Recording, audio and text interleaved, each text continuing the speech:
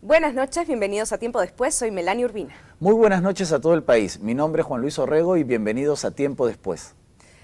Los hijos llegan al mundo para revolucionar nuestras vidas. No solo hay que reorganizar nuestros tiempos, sino también nuestras emociones y nuestras prioridades. En las últimas décadas, la globalización, los cambios en la economía, los medios de comunicación, ¿en qué medida han afectado la relación entre padres e hijos? En el programa de hoy, del pañal al altar.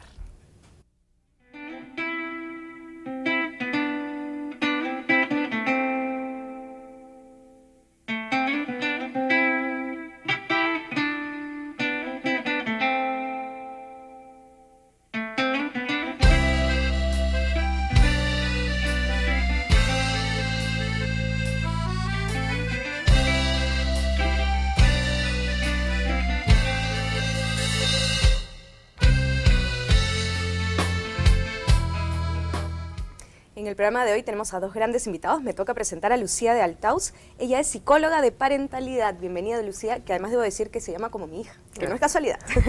¿Qué tal? Gracias. Bueno, también nos acompaña esta noche Daniel Dreyfus. Él es psicoanalista, profesor universitario y especialista en niños y adolescentes. Buenas noches. Y fue mi profesor también en el colegio, debo contarlo. Bueno. Bueno, iniciemos este tema. Lucía, ¿cómo cambia el mundo de una pareja con la llegada de un bebé? Bueno, cambia muchísimo, pero no solamente el mundo de la pareja, sino también el mundo individual, ¿no? Yo creo que cambia un poquito todo, ¿no?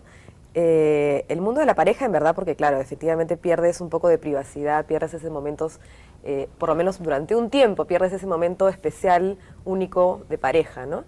Pero creo que el impacto que se siente un poquito más, quizás en la mujer, no en el hombre, es la sensación de que tú pierdes tu individualidad, ¿no? Pierdes tus tiempos, pierdes tus horarios, o sea, tú ya no estás primero, tú estás postergada, sobre todo los primeros años, ¿no? Y el primer año de vida. Entonces yo creo que este es uno de los cambios más fuertes de la llegada de un niño. Te postergas totalmente, desde para ir al baño hasta tu nivel profesional, ¿no? Digamos, hay montones de ámbitos de tu vida que realmente se postergan.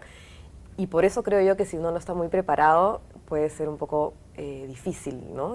Continuar con esa labor. O sea, el impacto en la mujer es más fuerte que en el hombre, ¿tú crees? Digamos, probablemente acá me podrá decir que quizás el hombre siente otras cosas, ¿no? Por ejemplo, siente más bien el abandono de la mujer, probablemente, ¿no? Que se tiene que hacer cargo un poco de este bebé. Pero no siente, no sé, en mi caso, mi esposo nunca ha sentido, digamos, esa postergación de sus propios tiempos. Un poco, pero no tanto, ¿no? Hay una cosa como de fusión, pues, entre la mamá y el bebé y que de alguna manera depende de ti y no te queda otra alternativa que postergarte, porque para algo la has tenido, digamos, ¿no? Entonces estás conectada y además, en ese momento cuesta, pero a la vez también sale de manera natural. O sea, es una combinación, creo. Y Daniel, ¿realmente uno puede prepararse para ser padre? O sea, hay un nivel de preparación que sí se puede dar, digamos. Pero yo siento que a la hora de la hora, cuando llega el bebé, sientes cosas que jamás en tu vida te pudieron explicar cómo eran. Nadie te puede explicar eso. Uno puede prepararse, es una manera de decirlo, en realidad uno puede estar en condiciones de tener un bebé siempre, cuando uno está por recibir un primer bebé, está muerto de miedo frente a lo que se viene. Y lo he vivido en mi experiencia con mis hijos, pero además como terapeuta, ese momento terrible cuando uno está con el bebé recién llegado a casa y ahora, ¿qué hacemos? ¿No? Hay algo que también es bien importante, esta postergación que mencionaba Lucía, sale natural, es parte de una conexión entre bebé y mamá, tal que pasa un fenómeno extremadamente curioso, y es que algunas mamás reportan que no saben si están de día, de noche, qué día de la semana están totalmente involucradas en una cápsula especial que es además sumamente necesaria para ese bebé. Y los papás no contamos ahí. Estamos fuera, pero claro, nuestra tarea consiste en condiciones ideales de ayudar de que esa cápsula entre mamá y bebé se dé bien. Claro. No hayan interferencias. Claro. O sea, a él le toca empezar a ir a hacer compras, Claro. preocuparse de las cosas prácticas de la Claro. vida, porque en ese momento hay que estar muy concentrado, ¿no? Claro, y si hablamos de embarazo, digamos, retrocedemos un poquito, también en el embarazo hay una cosa muy íntima entre el bebé y la mamá. el papá vive desde hace muy barra. afuera, hace barra. Hace barra. Y sí, tiene Compra que... los antojos. ¿Perdón? Claro, engría a la mujer. Acompañar al obstetra y naturalmente asistir a la sala de parto. Bueno, hacer barra, pero tiene que ir ahí, ¿no? Tiene su hinchada. Ahora, la historia. El concepto del bebé y del niño, lógicamente han ido cambiando. Y yo creo que sobre todo ha ido cambiando cuando la humanidad ha ido corrigiendo lo que era la mortandad infantil. Exacto. Es decir, antes, hay que decirlo, la mayoría de los niños moría al nacer o antes del año de nacido, ¿no? Porque al niño pues lo agarraba una infección, cualquier enfermedad, la medicina, no había antibióticos. Goethe, por ejemplo, el gran Goethe, perdió 11 hijos. Wow. ¿No? Los 11 hijos dolor, se le ¿no? murieron. No necesariamente tenía que ocurrir una guerra o una epidemia para que los niños muriesen. Esta semana, por cuestiones académicas, por ejemplo, estuve leyendo la vida de Manuel González Prada. Manuel González Prada tuvo una hija, se murió a las 2 semanas, tuvo un hijo, se le murió a las pocas semanas y recién el tercero, ¿no? Sobrevivió. Es decir, la paternidad antes se asumía de otra manera porque tú no estabas, lamentablemente, seguro de que ibas a ser padre para criar a un hijo, ¿no? O sea... Y eso que implicaba, me hace pensar también en la sierra, ¿no? Muchísimas más, Claro. ¿no? También no se vinculan emocionalmente los primeros meses de vida. Tú lo has con sus dicho. bebés. Es decir, la gente no se vinculaba emocionalmente a los niños porque no tenían la seguridad de que iban a sobrevivir. Por ejemplo, les cuento un caso. O sea, por ejemplo, ahora cuando nace un niño es una fiesta. Salvo que ocurra una lamentable desgracia, ahora cuando nace un niño es una fiesta. Se va a la maternidad, hasta le celebran el cumplemes, le celebran el año, ¿no? Va a la visita a la casa y enseñan al bebé. Antes no. Antes las familias no enseñaban a los bebés. O sea, no había una vida social para el bebé porque nadie estaba seguro si ese bebé iba a sobrevivir, ¿no? Y convertirse en niño. Claro, ahora me imagino que con todos los avances de la ciencia y todo, más bien ocurre un poco lo contrario, ¿no? Hay toda una serie, millones de investigaciones y de análisis, más bien de esos primeros meses de vida y cuán importante sí es vincularse emocionalmente con Claro. esos, ¿no? En ese primer año, pongámosle. En una línea totalmente distinta, claro. Claro, ¿no? Como más bien lo fundamental para que sea sano también, ¿no? Ya está más vinculado también hasta Claro, hasta lo pero en ese físico. momento, digamos, la única Claro. manera de protegerse era no vincularse porque por el Absolutamente. Y por riesgo era muy ejemplo, grande. El Claro. bautizo, ¿cómo era antes? ¿No? O sea, ¿cuándo se le daba un nombre a un niño realmente que todavía en la sierra existe la costumbre? Ajá. Es que a los Pues- niños además se les bautizaba casi inmediatamente al nacimiento. Por si acaso. Por si que acaso. vayan, ¿no? Por si acaso, Claro. ¿no? Y tú comentabas, por ejemplo, ahora el rol del padre. Antes el rol del padre era, o sea, no tenía rol. O sea, tenía un rol, pero no directo Es más, como eso el de que niño. el padre podía asistir al parto. Jamás. En Roma, por ejemplo, en Roma el padre era ausente, a él le avisaban si había nacido o no, ¿no? Y los padres a veces se interesaban por el nacimiento del niño. Bueno, todos conocemos la cesárea, ¿no? La cesárea viene de Roma, la ley cesarea, o sea, César para el momento límite. O sea, si el niño no puede nacer, se va a morir y la madre también.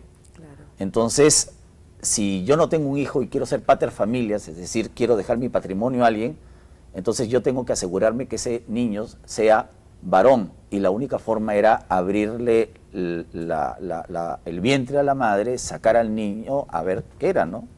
Claro. Y la mujer indefectiblemente moría. Qué increíble, ¿no? ¿Cómo va pasando? No, porque el contrapunto que te quería hacer es que en estos momentos, por ejemplo, a nosotros nos preocupa mucho distinguir que no es lo mismo, o sea, es una distinción incluso muy sutil entre un bebé y un infant, que es antes de, o sea, me refiero, previo a que un bebé empiece a comunicarse de forma activa, que es aparentemente pasivo, que nunca lo es, y donde la madre tiene que brindarse totalmente lo que está ocurriendo los 3 primeros meses de vida, que es central en la estructura de un aparato psíquico saludable. Entonces, el punto de vista nuestro parte del principio básico, es que ese bebé va a sobrevivir, sí o sí, y de hecho sí. Claro. Por ejemplo, un gran avance, aunque nos parezca tonto en ese momento, un gran avance de los médicos en el siglo XVIII fue cuando recomendaron que había que hervir la leche, ¿no? Porque a veces después de la lactancia le daban la leche cruda a los niños y se le pasaban todas las bacterias y morían. Y la otra recomendación así simple que hicieron los médicos en el siglo XVIII es que a los niños no había que abrigarlos tanto, porque a los niños casi como que los amortajaban, Claro. Sí. tanto en invierno como en verano. Entonces eso también era fatal para Las abuelas la todavía lo sobrevi- quieren hacer ahora, ¿no? Pero yo me atrevería a decir inclusive que con eso un poquito que dice Daniel, claro, obviamente está todo el avance de la ciencia maravillosa que nos ayuda a sobrevivir, digamos, ¿no?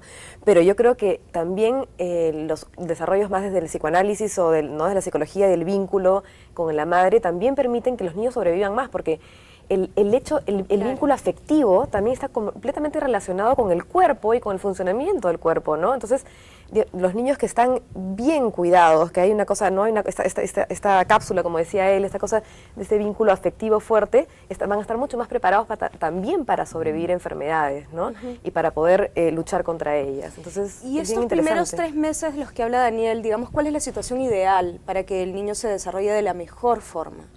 Estar cerca a la madre, digamos, Sí, y es que sea la madre, lactancia. el tema es ese, ¿no es cierto? Que, a ver, que haya una madre suficientemente buena, ¿no? O sea, una persona que realmente desea ese bebé, que lo haya esperado realmente con gusto, con deseo, y que esté en condiciones de brindarse totalmente a las necesidades que ese bebé tiene y que se pueda comunicar con ese bebé. Y que pasan fenómenos interesantísimos. Una mamá que pronto empieza a discriminar el llanto del bebé y sabe si ese bebé está llorando por sueño o porque le duele algo o porque está incómodo. Y solo la mamá lo sabe, ¿no? Es Exactamente. increíble eso. O esa mamá que siempre tuvo un sueño recontra pesado, pero desde que es madre, Sí. ya está despierta. Exactamente, Eso eso le es. pasa, creo que nos pasa a todas las madres. ¿Ok? Claro. Bueno, incluso hay una ley que se está discutiendo, creo, en estos días para implementar en los centros de trabajo, en las empresas, estos lactarios, ¿no? Claro. Ese es un tema importantísimo, ¿no? Porque, claro, se supone que sí, la lactancia es otra de las maneras básicas para vincularte de la mejor manera con tu hijo, ya no solamente afectivamente, sino también la parte, ¿no? Digamos, de todos esos nutrientes que se le dan, digamos, definitivamente es lo más beneficioso. Pero yo creo que también hay que cuidar un poquito a las mamás y decir que si no sale la lactancia por alguna razón, porque genera mucha ansiedad. No es el fin del Y mundo mucha tampoco. culpa. Así es, y Cuando- mucha culpa Uy. cuando no sale. Entonces, Sí. efectivamente, hay que intentarlo, pero si no se Eso- puede, hay eso- que liberarse eso de la ocurría, culpa. eso ocurría también antes. Ahora tenemos la leche, las fórmulas estas de leche maternizadas, pero anteriormente o antiguamente estaban las nodrizas. La ¿no? madre. La O madre en de la pecho, tribu, o en la sí, tribu, sí, mi abuela fue- o en la tribu, podían circular los niños, ¿no? Incluso ahora, yo conozco casos en la Lima de hoy, que por ejemplo la madre tiene que ir a trabajar y de repente su hermana ha tenido un niño, le está dando a lactar al niño, y le dejan a su hijo para que le dé de lactar la hermana. O sea, todas esas Claro, estrategias hay. totalmente de O sea, acuerdo. o sea, que una mujer no le pueda dar de lactar a su hijo por una serie de razones, tampoco es el fin del mundo. O sea, hay estrategias muy Sí. antiguas. Todos los presidentes del Perú del siglo XIX fueron criados por amas de leche. Y a las amas de leche se las peleaban, ¿no? Incluso circulaban entre Lima, Valparaíso, Santiago. Y con eso nos tenemos que ir al primer corte, pero ya regresamos.